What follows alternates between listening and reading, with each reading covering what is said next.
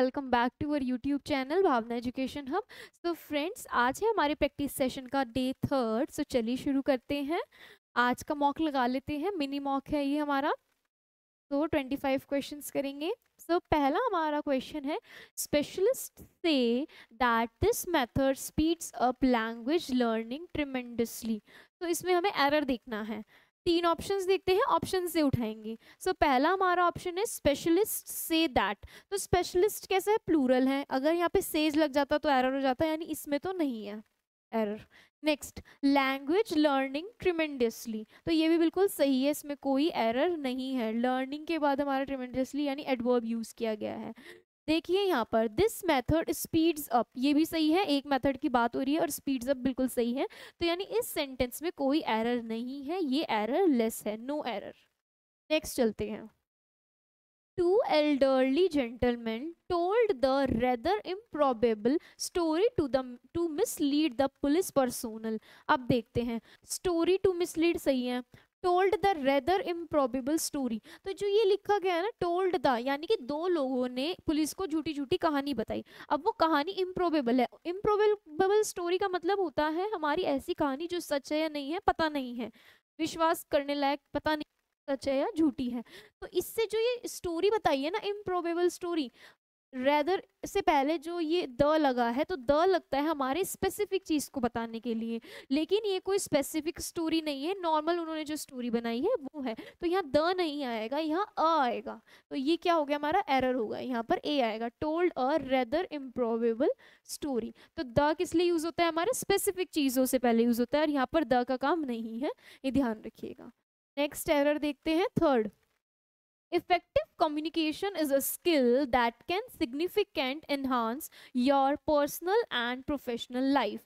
तो देखते हैं that can significant enhance, इसको चेंज करना है sentence improvement।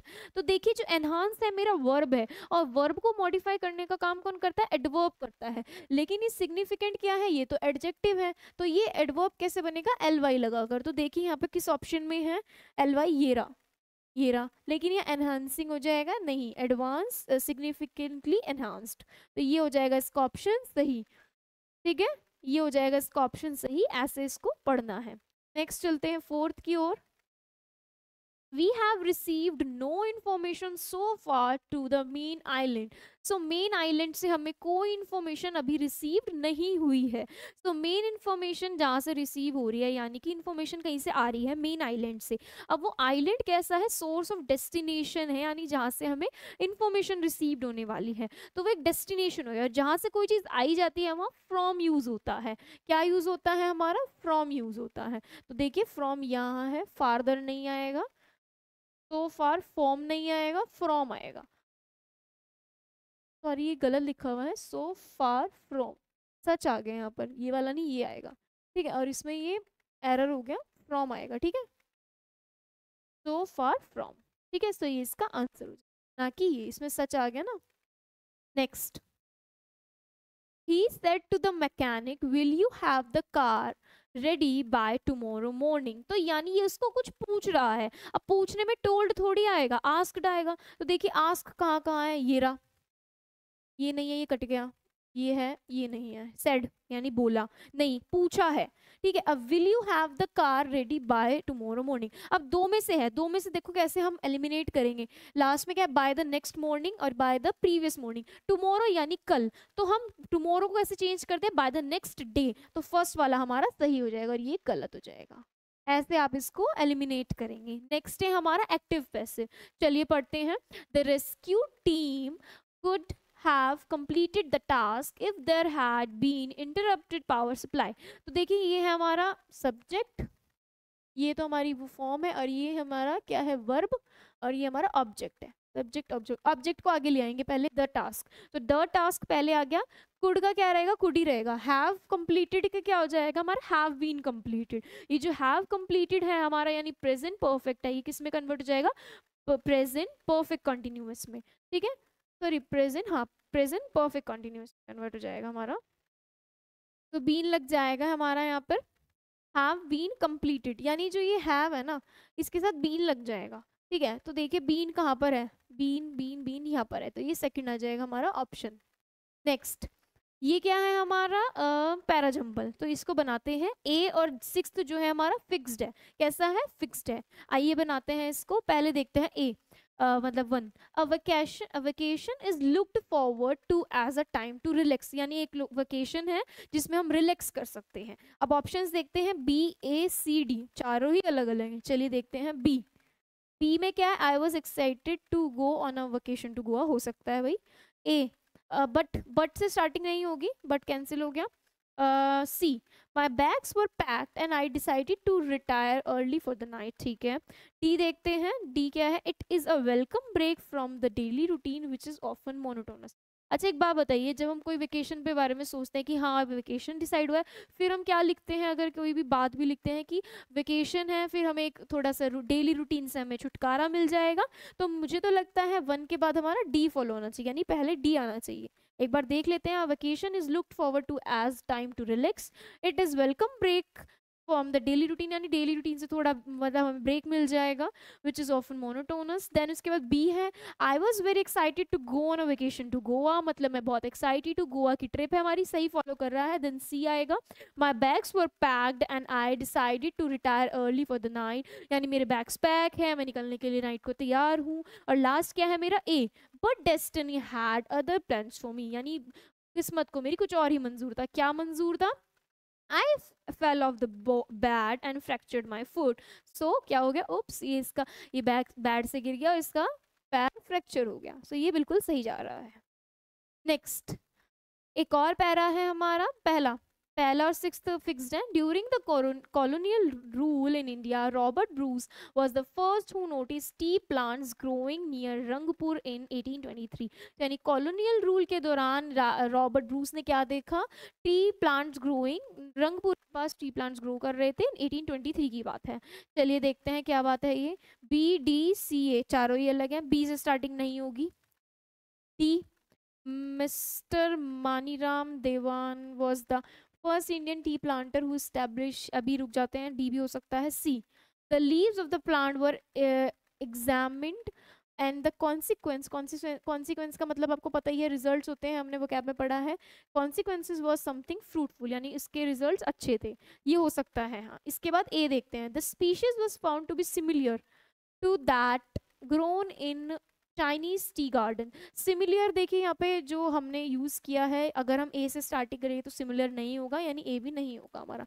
अब सी में देखते हैं, सी को ही फॉलो करते हैं पहले, इसके बाद हमने ये पढ़ लिया। Then D, mister Maniram Dewan was the Indian tea planter who establish the commercial plantation that we know today as the Assam tea, ठीक है। बी, बाय 1860, तो देखिए असम टी की बात हो रही है, उसके बाद हमारा असम टी की बात यहाँ हो रही है, तो डी के बाद बी आएगा, तो ये सही बैठ रहा है। ऐसे करके हम करेंगे इसको। Ninth, the teacher ask the students to dash their ideas during the class discussion. तो कैसे हैं ये? चार फ्रेजल वर्ब्स लिखी हुई है, आइए इनको देखते हैं। गेट ऑन का मतलब होता है किसी के साथ फ्रेंडली रिलेशनशिप होना, to have a friendly relation with somebody, तो गेट ऑन का मतलब वो हो गया। नेक्स्ट है मेरा पुट ऑफ। पुट ऑफ का मतलब हमने कॉल ऑफ पढ़ी थी, एक फ्रेजल वर्ब, यानी कि एंड कर देना, कैंसिल कर देना, किसी चीज को स्थगित कर देना। नेक्स्ट है मेरा ब्रिंग अप। ब्रिंग अप होता है कोई चीज इंट्रोड्यूस करना, किसी चीज पर टेंशन लाना। और लास्ट है मेरा ब्रिंग अबाउट। ब्रिंग अबाउट होता है to cause it to happen, कुछ चीज होने देना। सो ये चारों ही अलग है, मतलब ब्रिंग अप सही बैठ रहा है कि किसी चीज को इंट्रोड्यूस करना। तो मैम ने क्या बोला था कि स्टूडेंट्स को बोला था कि अपने आइडियाज लेकर आना, बताना क्लास डिस्कशन के दौरान, तो ब्रिंग अप लग जाएगा। Next, the war dash badly damage the countries infrastructure, तो हैव नहीं आएगा, वॉर सिंगुलर ट्रीट होगा तो हैज लगेगा, ये इजी था, इज आएगा ना, वॉज आएगा। Next, the husk of corn और other green separated by winnowing और थ्रेशिंग, तो हे का मतलब क्या होता है? हे का मतलब होता है मेरा ग्रास, क्या होता है? ग्रास। फॉडर का मतलब होता है मेरा चारा। पील का मतलब होता है जो छीलक निकालते हैं ना, हम सब्जियों को छीलते हैं, वो जो करना, वो होता है पील, छीलना।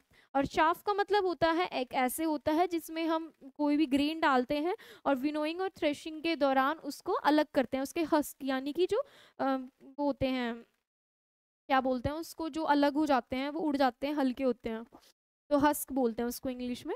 हिंदी में मुझे नहीं पता क्या बोलते हैं, तो इसका शाफ लग जाएगा। नेक्स्ट, इरिटेशनल फियर ऑफ वाटर, तो OWS आ गया। फियर ऑफ वाटर क्या कहते हैं? तो हाइड्रोफोबिया है, ये नॉर्मल है, ये सबको पता ही होता है। फोबिया क्या होता है? फियर होता है। Hydrophobia is the fear of water.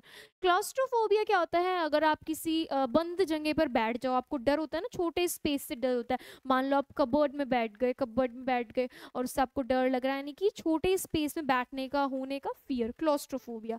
Acrophobia is the height of is the phobia of height, fear of height. And cacophobia is the phobia या फियर ऑफ अगलीनेस, मतलब बुरे दिखने का डर, कैकोफोबिया। तो hydrophobia is the correct answer. Next is 13th, bring to book. तो ये क्या है? हमारा इडियम्स है। ब्रिंग टू बुक का मतलब होता है किसी को पनिश करना, to punish someone, calm someone, teach someone, support someone, नहीं, punish someone. Next 14th, bad blood, यानी खराब खून, हिंदी में बोले तो खराब खून आ रहा है, लेकिन ये होता है नफरत, किसी के लिए नफरत होना। हॉस्टिलिटी बिटवीन पीपल, यानी कि नफरत की भावना होना, ये है इसका मतलब। देखिए बैड ब्लड से आपको लगेगा पुअर ब्लड सर्कुलेशन, बिल्कुल नहीं है, ये तो नॉर्मल्स का मीनिंग दे रहा है। फैमिली ऑफ इल रिप्यूट नहीं, फीलिंग ऑफ ब्रदरहुड नहीं, क्या होगा? Hostility between people.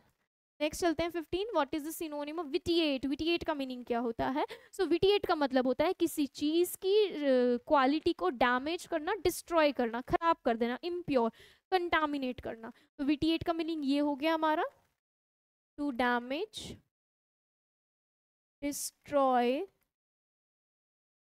The quality of something या समबॉडी। ठीक है, तो क्या हो जाएगा ये हमारा? एनीहिलेट। एनीहिलेट का मतलब भी क्या होता है? डिस्ट्रॉय करना, ये इसका मीनिंग लग जाएगा। प्रोपगेट का मतलब क्या होता है? To produce new plants, parent plant से न्यू प्लांट्स को प्रोड्यूस करना प्रोपगेट कहलाता है। फैसिलिटेट क्या होता है हमारा? ये होता है किसी चीज को आसान बनाना, to make it easier, possible, यानी करने योग्य। लास्ट वर्ड हमारा वैलिडेट, वो होता है जो सच होता है, कि दिखाना कि हाँ ये सही है, तो एनहिलेट इसका मीनिंग लग जाएगा। Next, what is the synonym of entice? तो एंटाइस होता है हमारा अट्रैक्ट करना, लुभाना, फुसलाना, किसी को कोई चीज का लालच देकर। ठीक है, तो एंट्रीट देखते हैं। मीनिंग एंट्रीट का होता है विनती करना, रिक्वेस्ट करना, हम्बल रिक्वेस्ट। डिसवेड का मतलब होता है डिसवेड का मतलब होता है किसी को रोकना, किसी को किसी चीज को कुछ करने से रोकना। रिपल्स का मतलब होता है रिपेल, दूर भेजना। तो बिगाइल का मतलब होता है किसी को ठगना, चिकनी चुपड़ी बातों में फुसलाना। तो ये हो जाएगा इसका मीनिंग, बिगाइल का। नेक्स्ट क्या है हमारा? एंटोनिम है नेग्लिजेंट। नेग्लिजेंट का मतलब होता है हमारा लापरवाही टाइप, किसी चीज में ध्यान ना देना, जैसा है वैसा चलते रहना, मतलब बिल्कुल ही छोड़ देना, उस चीज पे ध्यान ना देना। अब ऑप्शंस देखते हैं। बोर्ड का मतलब बोर है। रिलेक्टेंट का मतलब है अनविलिंगनेस, किसी चीज को करने में अनिच्छुक। एम्पलीफाई होता है किसी साउंड की क्वालिटी को, मतलब साउंड को इंक्रीज कर देना। और अटेंटिव क्या होता है? एकदम अटेंटिव, अटेंटिव वे में। तो ये इसका मीनिंग लग जाएगा, एंटोनिम लग जाएगा, मीनिंग कह रही हूँ मैं, एंटोनिम लग जाएगा, अपोजिट वर्ड लग जाएगा अटेंटिव, क्योंकि इसका मतलब होता है लापरवाही करना, नेग्लिजेंट मतलब नजरअंदाज करना, और अटेंटिव यानी केयरफुल किसी चीज को लेकर। 18th देखते हैं, what is the antonym of taciturn? तो टेसिटर्न होता है मेरा अल्पभाषी, कम बोलने वाला।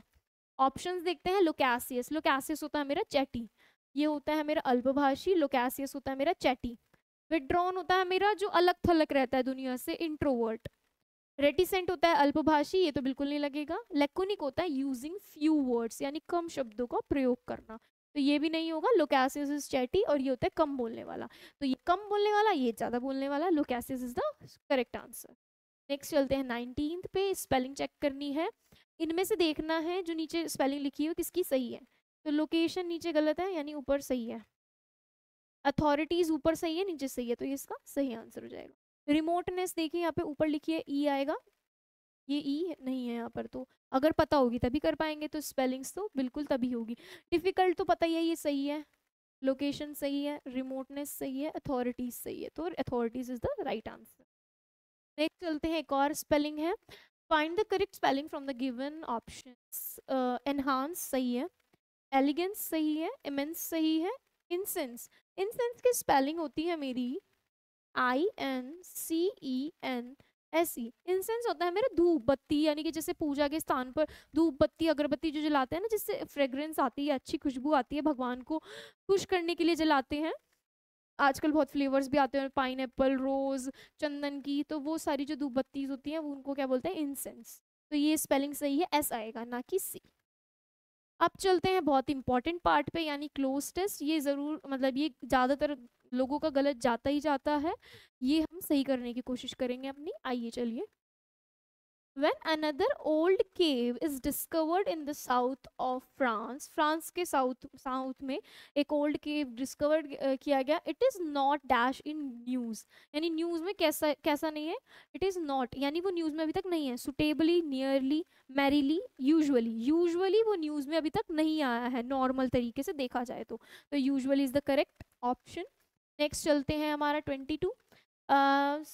It is an ordinary event, एक ऑर्डिनरी इवेंट है। Such discoveries are so dash these days that hardly anybody pays heed to them, यानी ये जो क्या कहते हैं डिस्कवरीज ऐसी हो चुकी है, मतलब बढ़ चुकी है इतनी कि सब मतलब these that hardly anybody pays heed to them।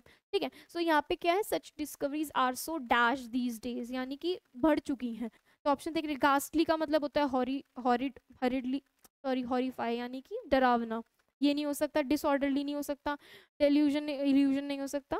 Frequent, frequent का मतलब होता है ज़्यादा, ज़्यादा बार। तो दीज डेज ये इसका सही लग गया ऑप्शन। नेक्स्ट चलते हैं।